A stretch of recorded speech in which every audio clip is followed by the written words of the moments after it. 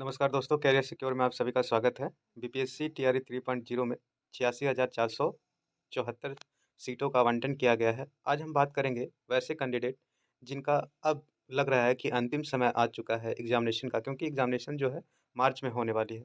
तो क्या करेंगे? क्या सीटेट 2024 वाले जो अभी 1-2 दिन हुआ है जिनका रिजल्ट, क्या वो इस बार बीपीएससी 3.0 में शामिल हो पाएँगे या नहीं? या फिर बात करेंगे हम लोग कि बीपीएससी टीआरई 3.0 के लिए वैसे कैंडिडेट जो सेट प्रैक्टिस कर रहे हैं, जिनका स्कोर कम आ रहा है, तो क्या करें? सबसे पहले हम लोग बात कर रहे हैं तीसरे चरण में जो 86,474 शिक्षकों की भर्ती की जो याचना भेजी जा चुकी है। दोस्तों, हम आप लोगों को बता दें कि बीपीएससी टीआरई 3.0 का मार्च में होनी है परीक्षा। अभी लिए जा रहे हैं अभ्यर्थी से ऑनलाइन आवेदन। तो अभी ऑनलाइन आवेदन एप्लीकेशन सबमिट हो रहा है, ठीक है? तो इनका एग्ज़ाम मार्च में होने वाली है। सीटों की बात करें तो पहली से 5वीं तक के लिए है 28,026, एवं छठी से 8वीं के लिए 19,057, एवं 9वीं से 10वीं के लिए 17,018, 11वीं से 12वीं के लिए है 22,373। कुल सीट है 86,474 सीट। जैसा कि हमने पिछले वीडियो में बताया था बीपीएससी टीआरई 3.0 के लिए कि सीटों का आवंटन 85,000 से 90,000 के बीच में ही रहेगी, तो हूबहू उसी के बीच में रहा है दोस्तों। तो दोस्तों, हम फिर बात करेंगे कि जैसा कि मैं बताया कि अंतिम समय में क्या करना चाहिए। तो दोस्तों आप लोग तो दोस्तों टीआरई 3 का अप्रैल तक आप लोगों का नियुक्ति भी कर दी जाएगी। जैसा कि बताया जा रहा है अप्रैल तक, मार्च में आपकी एग्ज़ाम होगी, प्रोसेस जल्दी-जल्दी करके आपकी नियुक्ति अप्रैल तक कर दी जाएगी। और जैसा कि के पाठक सर ने बताया था कि अगस्त में जो बीपीएससी 4.0 होने वाली है, वह अगस्त में ही होगी, जो कन्फर्म भी कर रहे हैं यहाँ पे। तो दोस्तों आप सभी को मैं यही बोलूँगा, अपनी तैयारी में लगे रहें, ठीक है? और पूर्ण रूप से लगे रहें। देखिए, अब हम बात करेंगे कि अंतिम समय में क्या करें? अंतिम समय यानी कि कुछ ही दिन बचा हुआ है, अब एग्ज़ाम भी होने वाले हैं 3.0 का, फॉर्म तो भरा ही रहे हैं, ठीक है? तो अंतिम समय में हम लोगों को क्या करना चाहिए? तो दोस्तों हम आप लोगों से यही कहेंगे कि आपका जो अंतिम समय बचा है, कुछ ही दिन बचे हैं, उसमें ज़्यादा से ज़्यादा आप क्या करें, क्वेश्चन प्रैक्टिस करें। क्वेश्चन की प्रैक्टिस करें, चाहे वो सेट माध्यम से हो, ठीक है? या जिस सब्जेक्ट से पार्टिकुलर सब्जेक्ट से हैं आप, उसकी क्वेश्चन्स को ज़्यादा से ज़्यादा प्रैक्टिस करें, ठीक है? जितना से ज़्यादा प्रैक्टिस करेगा, जितना से ज़्यादा अपने प्रीवियस नॉलेज का रिवीजन करेंगे, प्रीवियस नॉलेज का जितना से ज़्यादा रिवीजन करेंगे, उतना ही आपको एग्ज़ामिनेशन हॉल में आपको हेल्पफुल मिलेगा, ठीक है? और भूल-चूक से भी आप यह गलती ना करें कि जो अभी फिज़ूल में कोर्स खरीद ले या वो खरीद ले या ज़्यादा से ज़्यादा बुक पढ़े, ये सब भूल से भी नहीं करें। आपको सिर्फ़ कन्फ्यूज़न के अलावा, अगर आप ये सभी करते हैं, तो आपको सिर्फ़ कन्फ्यूज़न के अलावा कुछ देखने को नहीं मिलेगा, सिर्फ़ कन्फ्यूज़न्स होगी। तो ये सब भूल कर भी नहीं करें, कोर्स कोई भी परचेज़ नहीं करें, ज़्यादा से ज़्यादा बुक्स मटेरियल के पीछे ना भागें, ज़्यादा बुक्स और मटेरियल के पीछे ना भागें।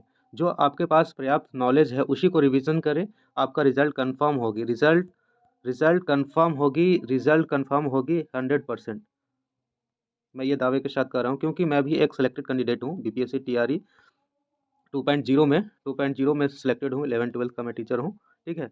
तो इसीलिए मैं अपना अनुभव आपके साथ साझा कर रहा हूँ, शेयर कर रहा हूँ। कभी भी आप ज़्यादा से ज़्यादा, फिर से मैं एक बार बताऊँ, ज़्यादा से ज़्यादा आप बुक मटेरियल के पीछे नहीं भागेंगे, और ना ही कोई भी यूट्यूबर वाले जो बोलते हैं कोर्स खरीद लो, ये खरीद लो, उनके भूल से भी ना कोर्स कर देंगे, फँस जाएँगे बुरी तरफ से, आपके पैसे भी जाएँगे, टाइम भी जाएँगे और एग्ज़ाम भी नहीं क्रैक होंगे। तो हम दूसरी बात करते हैं दोस्तों कि क्या इस बार जो सीटेट पास हुए हैं 2024 में, क्या उनको शामिल किया जाएगा कि नहीं किया जाएगा? तो इस विषय पर दोस्तों अभी तक कोई भी नोटिफ़िकेशन बीपीएससी ने जारी नहीं किया है। बीपीएससी ने कोई भी अभी नोटिफ़िकेशन जारी नहीं किया है, शिक्षा विभाग ने कोई भी नोटिफ़िकेशन जारी नहीं किया है।